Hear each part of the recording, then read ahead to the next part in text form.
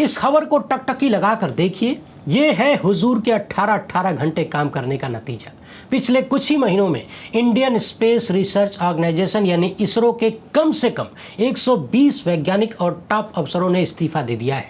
कहा जाता है कि किसी मुल्क को यदि बर्बाद करना है, किसी देश का भविष्य यदि तबाह करना है, तो वहाँ की शिक्षा को बर्बाद कर दो, रिसर्च एंड डेवलपमेंट को तबाह कर दो, ताकि वो मुल्क आने वाले वक्त में किसी के साथ कंपटीशन न कर पाए, पिछलग्गू बन के रह जाए, दूसरों पर आश्रित रहे, रूढ़िवादी बना रहे, ताकि तकनीक, नया आविष्कार, वैज्ञानिक खोज और इन सब के माध्यम से विकास न कर पाए। आप याद करिए कि दुनिया भर में वहाँ के टॉप वैज्ञानिकों को दुश्मन देश निशाना बनाते हैं, क्योंकि दुश्मन को मालूम है कि सामने वाले देश के 1000 सामान्य नागरिक को मारने से ज़्यादा चोट ऐसे दिमाग को ख़त्म करने से लगेगी जो देश के भविष्य को बना सकता है। यानी किसी भी मुल्क के लिए, उसकी प्रगति के लिए वहाँ के वैज्ञानिक बड़े महत्वपूर्ण होते हैं। पिछले कुछ वर्षों में इसरो ने जो झंडा गाड़ा है, दुनिया में जो भारत का नाम ऊंचा किया है, जो दुनिया नहीं कर सकी वो हमने कर दिखाया, ये कहने का जो अवसर हमें दिया है, वो इन्हीं वैज्ञानिकों के कारण है। और आज देखिए, एक नहीं, दो नहीं, 10-20 नहीं, बल्कि कम से कम 120 वैज्ञानिक और बड़े अफसरों के, टेक्निकल अफसरों के संस्थान छोड़ने की खबरें चल रही हैं। तो आइए आज इस मामले पर भीतर तक घुसने का प्रयास करते हैं और एकदम आसान भाषा में समझने का प्रयास करते हैं कि ये खबर कह क्या रही है। कितने बड़े बड़े प्रोजेक्ट में काम करने वाले वैज्ञानिकों ने इस्तीफा दिया है, कितने बड़े अधिकारियों ने इस्तीफा दिया है, और ये लोग किस विश्वस्तरीय प्रोजेक्ट पर काम कर रहे थे, यानी जिससे दुनिया भर में हमारा नाम होता है। ये भी देखेंगे कि क्या वर्तमान सत्ता का जो प्राइवेट प्रेम है, यानी सब कुछ सेठों की जेब में डाल देने का जो खेल चल रहा है, वो भी एक कारण है क्या ऐसे इस्तीफों का। क्या वर्तमान सत्ता ने जिस तरीके से BSNL को तबाह किया कथित रूप से, और तमाम संस्थाओं को पहले बर्बाद किया जाता है फिर प्राइवेट हाथों में दे दिया जाता है, क्या वही खेल यहाँ भी चल रहा है? यहाँ भी वैज्ञानिकों को मोटी चमड़ी दिखाई गई है क्या? आप कोई मांग रखते रहिए, डिमांड करते रहिए, अपनी बात करते रहिए, शिकायत करते रहिए, कोई सुनने वाला नहीं है। प्राइवेट प्लेयर के आने से इसरो जैसे संस्थान में देश के लिए कितना बड़ा संकट हो सकता है, ये भी समझने का प्रयास करेंगे। क्योंकि ध्यान रखिएगा, व्यापारी को खाली मुनाफा चाहिए, और अभी कल ही हमने इस वीडियो में देखा था कि प्राइवेट प्लेयर को हर जगह घुसाने का परिणाम क्या होता है। भारत के सबसे बड़े परमाणु पावर प्लांट से 19,000 फाइलें गायब हो गई, ठेका दिया था अनिल अंबानी की कंपनी को। तो आज इस वीडियो में देखेंगे कि आखिर देश में चल क्या रहा है। क्या बड़े बड़े धन्ना सेठ लोग हमारे वैज्ञानिकों को कुछ और अतिरिक्त लाभ देकर बुला रहे हैं, या वैज्ञानिकों को वो नहीं मिल रहा जो उन्हें मिलना चाहिए। पिछले दिनों हमारे ही देश के एक वैज्ञानिक के माध्यम से मुझे एक ऐसी बात पता चली जो कि खोपड़ी हिला देने वाली है। बिना नाम लिए मैं उनकी बात भी आपके सामने रखूंगा। इसके अलावा समझने वाली बात यह भी है कि जब दनादन सैकड़ों में इस्तीफे होने लगे हैं, तो सरकार की तरफ से एक नया आदेश जारी किया गया है ताकि इस्तीफा जल्दी स्वीकार न हो। दूसरी तरफ वही सरकारी व्यवस्था इन इस्तीफों को सामान्य चीज बता रही है, यानी खुद में ही विरोधाभास। तो चलिए अगले कुछ मिनट के लिए अपना कान और ध्यान हमारे साथ जोड़ लीजिए और अमृत काल का भरपूर आनंद लीजिए। पहली बार है तो चैनल को सब्सक्राइब करके घंटी बजा दीजिए टन से, ये काम बहुत जरूरी होता है। यही वीडियो के नीचे सब्सक्राइब का बटन है, उसको टच कर लीजिए और इसके बाद ऑल पर क्लिक कर दीजिए। यूट्यूब और फेसबुक दोनों जगह पे सब्सक्राइब करके रखिए। फेसबुक पर फॉलो कर लीजिए, हो सके तो ज्वाइन भी कर लीजिए, और जो फेसबुक के दर्शक हैं वो यूट्यूब पर भी जुड़े रहे। दोनों जगह जोड़ के रखिए, क्योंकि अमृत काल है, कुछ भी मुमकिन है। ढूंढ मारिए पूरा गोदी मीडिया, देश के इन सबसे महत्वपूर्ण मुद्दों पर कहीं चर्चा नहीं मिलेगी। उन्हें हिंदू मुसलमान करके मुर्गा लड़ाने से फुर्सत नहीं है, क्योंकि वही करने के लिए तो उन्हें करोड़ों अरबों रुपए दिए जाते हैं। इसलिए यदि आपको हमारा काम पसंद आता हो तो इस QR कोड या फिर मोबाइल नंबर का प्रयोग करते हुए जो भी हो सके आर्थिक सहयोग भेजने का प्रयास जरूर करें। बहुत बहुत धन्यवाद। सबसे पहले तो ये समझते हैं कि हुआ क्या है। तो इस खबर को देखिए। बताया जा रहा है कि पिछले कुछ ही महीनों में इसरो के अलग अलग सेंटर्स से लगभग 100 से 120 वैज्ञानिक और टेक्निकल स्टाफ ने संस्थान छोड़ दिया है। हालांकि अंतरिक्ष विभाग या इसरो ने अब तक कोई आधिकारिक रूप से संख्या जारी नहीं किया है, लेकिन सूत्रों के हवाले से खबरें छप रही हैं कि यह संख्या 120 तक हो सकती है। इसके अलावा कुछ और इस्तीफे या स्वैच्छिक सेवानिवृत्ति के आवेदन भी अभी जांच या विचार के स्तर पर है। इसलिए संस्थान छोड़ने वाले लोगों की संख्या 120 से अधिक भी हो सकती है। यहाँ समझने वाली बात यह है कि इसमें ढेर सारे वैज्ञानिक भी हैं और कई ग्रुप A लेवल के अन्य अफसर भी हैं, तकनीकी विशेषज्ञ भी हैं, यानी टॉप क्लास के लोग संस्थान छोड़ रहे हैं। इसरो के एक संस्थान URAC से ही अकेले लगभग 80 लोग इस्तीफा दे चुके हैं। ये इसरो का प्रमुख सैटेलाइट निर्माण और विकास केंद्र है, बेंगलुरु में स्थित है। इसके अलावा विक्रम साराभाई स्पेस सेंटर जो कि तिरुवनंतपुरम में स्थित है, ये भी रॉकेट और लॉन्च व्हीकल डेवलपमेंट प्रमुख केंद्र है। यहाँ से भी कम से कम 20 लोग जा चुके हैं। इन रिपोर्ट के अनुसार विक्टर जोसेफ जो कि LVM-3 प्रोजेक्ट के डायरेक्टर थे, उन्होंने भी संस्थान छोड़ दिया है। LVM-3 वो भारी भरकम लॉन्च व्हीकल है जिसका इस्तेमाल चंद्रयान-2, चंद्रयान-3 और गगनयान जैसे महत्वपूर्ण मिशन के लिए किया जाता है। अब आप अंदाजा लगाइए कि कितने महत्वपूर्ण व्यक्तियों ने संस्थान से इस्तीफा दिया है। इसके अलावा स्पार्डेक्स परियोजना के डायरेक्टर ने भी कथित रूप से संस्थान छोड़ दिया है।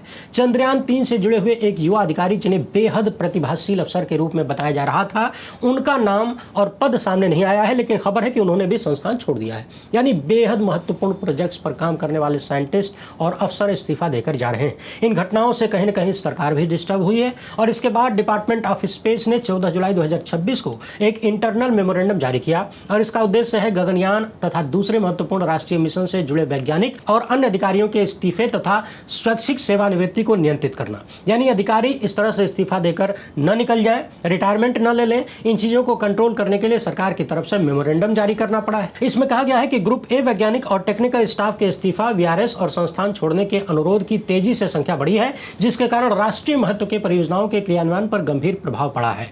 यानी सरकार यह स्वीकार रही है कि समस्या तो है और इससे बचने के लिए इस्तीफा स्वीकारने का सिस्टम बदला जा रहा है। पहले संबंधित इसरो केंद्र के निदेशक को कई लेवल पर इस्तीफा स्वीकार करने यानी VRS स्वीकार करने का भी अधिकार था, लेकिन नए आदेश के बाद कहा गया है कि गगनयान या दूसरे महत्वपूर्ण मिशन से जुड़े वैज्ञानिक का इस्तीफा सामान्य प्रक्रिया से स्वीकार नहीं किया जाएगा। ऐसे आवेदन को संबंधित परियोजना पूरी होने तक रोकने की सलाह दी गई है। यानी वैज्ञानिक जिस प्रोजेक्ट पर काम कर रहे हैं वो जब तक पूरा न हो जाए तब तक उनका इस्तीफा स्वीकार नहीं किया जाए। स्थानीय सेंटर डायरेक्टर खुद अंतिम फैसला नहीं करेंगे। इस्तीफा या VRS पर निदेशक अपनी टिप्पणी और सिफारिश के साथ इस्तीफे की मांग या VRS की मांग को ऊपर भेजेंगे और अंतिम निर्णय अंतरिक्ष विभाग के उच्च स्तर पर होगा। यानी सोचिए कि संकट इतना बढ़ चुका है कि सरकार को इस्तीफा और VRS स्वीकारने की व्यवस्था को ही बदलना पड़ा है।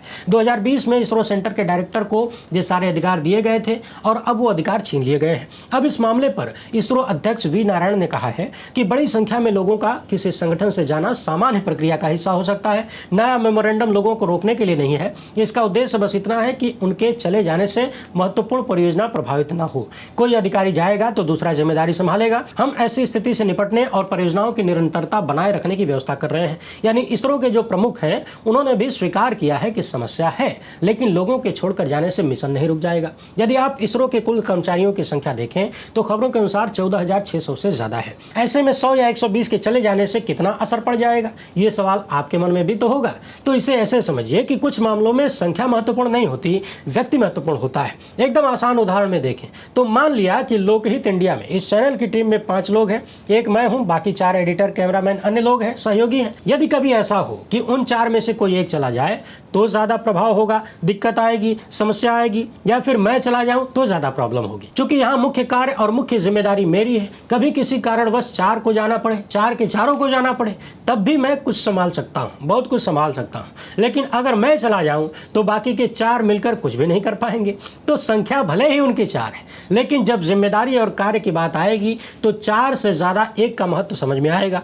वही मसला इसरो में भी है। ये तमाम वैज्ञानिक और अधिकारी रणनीतिक केंद्रों में कार्यरत थे, बड़ी बड़ी परियोजनाओं से जुड़े हुए थे और कुछ महत्वपूर्ण नेतृत्व कर रहे थे। इसलिए यह कहना कि 14,600 में से 120 चले भी जाए तो क्या हो गया, ये पूरी तरह से गलत है। ऐसे मामलों में बात अनुभव की होती है, ज्ञान की होती है, जिम्मेदारी की होती है। इनमें से बहुतों के पास लंबा लंबा टेक्निकल अनुभव है, ट्रेनिंग की जानकारी है, मिशन के पुराने फैसलों की पूरी जानकारी है, इतिहास में जो असफलताएं मिली उनको कैसे सुधारना है इसका एक्सपीरियंस है, अलग अलग टीम के बीच समन्वय स्थापित करना उन्हें आता है, ये सब उनको पता है। अब नया आदमी आएगा, नई जिम्मेदारी संभालेगा, उसको हैंडल करने में, सब कुछ सामान्य करने में वक्त तो लगेगा। ये भी हो सकता है कि कई मामलों में पहले जैसी व्यवस्था हो भी ना पाए। समझने वाली बात एक ये भी है कि साल 2004 से 7 के बीच एजेंसी में जो लोग आए थे नौकरी लेने, नौकरी कर रहे थे, उनमें से आधे कर्मचारियों ने नौकरी छोड़ दिया। ऑफिशियल डेटा ये दिखाता है कि साल 2012 और 2024 के बीच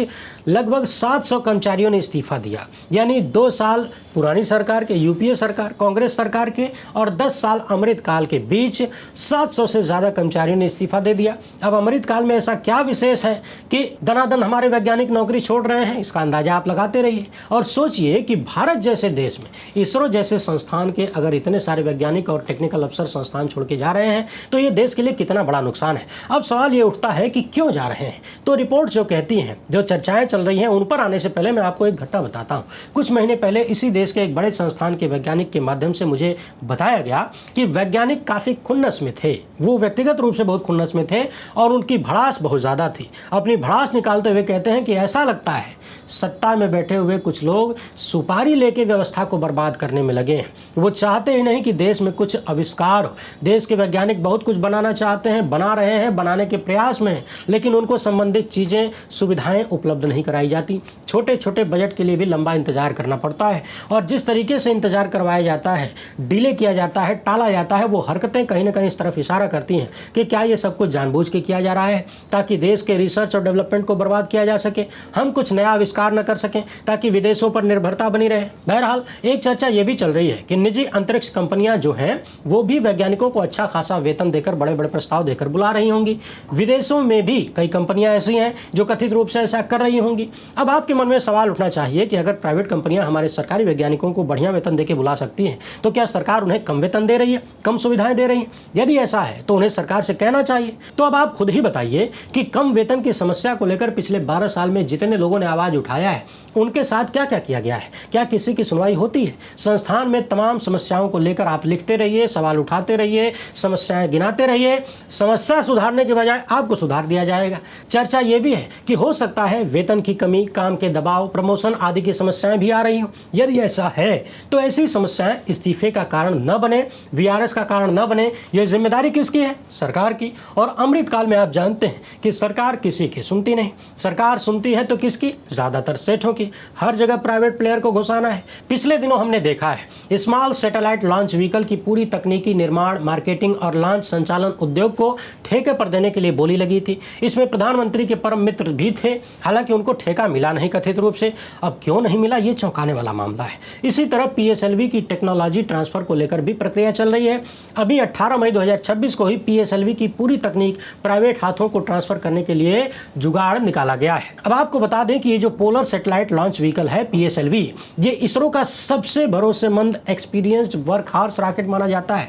इसी ने चंद्रयान 1, मंगलयान, आदित्य L1 और सैकड़ों देशी विदेशी उपग्रह लॉन्च किया है। पीएसएलवी भारत ही नहीं बल्कि दुनिया में अपना लोहा मनवाता है और इसे हमारे देश की जनता के टैक्स के पैसे से हमारे देश के वैज्ञानिकों ने बनाया है। इस तकनीक को हमारी सरकार प्राइवेट हाथों में देने का प्लान कर चुकी है। किस कंपनी को दिया जाएगा ये तो वक्त बताएगा। इसी तरह LVM-3 जो कि भारत का सबसे पावरफुल लॉन्च टेक्निक है, इसको भी पिछले महीने प्राइवेट हाथों में तकनीकी सहयोग सौंपने का प्लान कर लिया गया है। ये वो भारी रॉकेट है जिसने चंद्रयान 2, चंद्रयान 3 जैसे मिशन लॉन्च किए और गगनयान कार्यक्रम से भी जुड़ा हुआ है। वही कार्यक्रम जो फिलहाल इस्तीफों के कारण कथित रूप से समस्या में पड़ सकता है। ऐसी चर्चाएं हो रही हैं। ये भी ठेका किसे मिलेगा अभी पता नहीं है, लेकिन लोग आशंका जता रहे हैं कि ठेका या तो डायरेक्ट परम मित्र को मिलेगा या फिर डायरेक्ट परम मित्र को मिलेगा। यानी हो सकता है कि पहले ठेका भले किसी और को मिले, दूसरी कंपनी को मिले, लेकिन ठेका मिलने के बाद वो कंपनी मित्र की जेब में जा सकती है। अब जरा समझिए ऐसे मामलों में प्राइवेट प्लेयर को घुसाने से देश का कितना बड़ा नुकसान हो सकता है। पहला और छोटा नुकसान है कि जनता के टैक्स के पैसे से बनी हुई तकनीकी कम कीमत पर मित्र सेठों को सौंपा जा सकता है। यानी आधिकारिक तौर पर कम पैसे में प्राइवेट कंपनी को बेच दिया और बैकडोर से उसी प्राइवेट कंपनी से पार्टी फंड में पैसा ले लिया, चुनावी चंदा। ये खेल भी तो हमने इलेक्टोरल बॉन्ड में देखा है। एक बड़ी समस्या यह भी है कि रॉकेट बनाना बहुत खर्चे वाला काम है, बहुत अधिक पैसा चाहिए। ऐसे में वही लोग यहाँ आगे आएंगे, वही कंपनियां आगे आएंगी जिनके पास ढेर सारा पैसा होगा। और खूब पैसे वाले कितने हैं इस देश में आपको पता है। वही 2-4 लोग यदि रहे तो कंपटीशन न के बराबर होगा, एकाधिकार हो जाएगा कुछ लोगों का और वही लोग पूरा नियंत्रण करेंगे। छोटी छोटी कंपनियां और स्टार्टअप बाहर हो जाएंगे। लगातार संदेह जताया जा रहा है कि परम मित्र को इस मामले में बड़ा लाभ पहुंचाया जा सकता है। देखना होगा कि चयन प्रक्रिया कितनी पारदर्शी होती है। अब यहाँ सबसे बड़ा संकट राष्ट्रीय सुरक्षा और तकनीकी का है।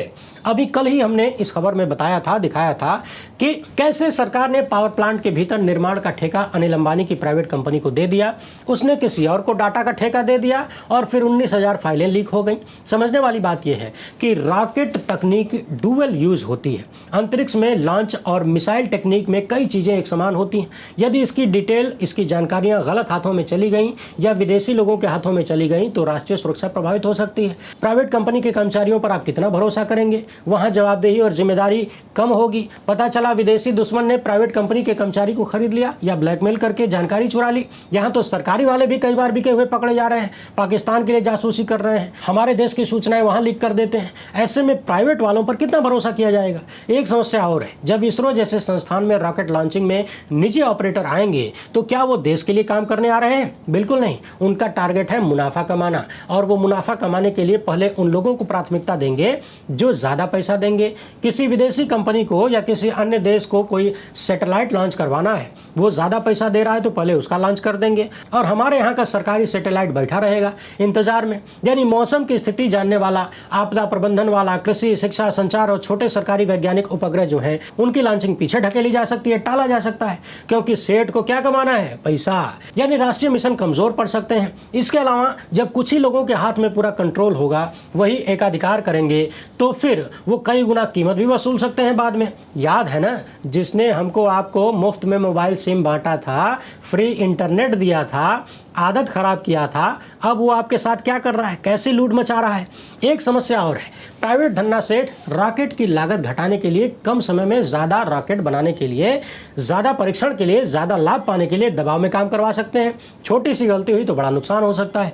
इसरो का जो अनुभव है, जो देश की जनता के टैक्स के पैसे से बना है, जो देश की कमाई है, वो प्राइवेट हाथों में जा सकती है। कोई निजी कंपनी अगर फेल हुई तो भारत की क्षमता कमजोर होगी। और सबसे महत्वपूर्ण सवाल जवाबदेही का है। सरकारी संस्था, हमारी संसद, सीएजी, आरटीआई और संसद समितियों के प्रति ज्यादा जवाबदेह होती है, लेकिन प्राइवेट कंपनी, उसकी जवाबदेही कितनी होगी, क्या होगी, आप उनका क्या कर लेंगे? तो कुल मिलाकर ऐसे क्षेत्र में भारत जैसे देश द्वारा प्राइवेट प्लेयर को घुसाना बहुत सारे सवाल पैदा करता है, खासकर अमृतकाल में, जब कंपटीशन को खत्म करके पूरी व्यवस्था कुछ हाथों में सौंपने का खेल चल रहा हो। अब इस पूरे मामले में कई सारे सवाल निकलते हैं जो सरकार और इसरो से पूछे जाने चाहिए कि पिछले कुछ महीनों में कितने इस्तीफे आए, कितने स्वीकार हुए, कितने विचाराधीन है, कितने कर्मचारी गगनयान या अन्य महत्वपूर्ण परियोजनाओं से जुड़े हुए थे। आखिर क्या कारण है कि इतनी बड़ी संख्या में लोग इस्तीफा दे रहे हैं, नौकरी छोड़कर जा रहे हैं? क्या सरकार ने अपने वैज्ञानिकों और अधिकारियों की समस्याओं को सुनने का प्रयास किया है? क्या सरकार ने उनके वेतन, उनकी पदोन्नति और काम की परिस्थितियों की समीक्षा किया है? क्या समय पर हमारे वैज्ञानिक और अधिकारियों की बात सुनी गई,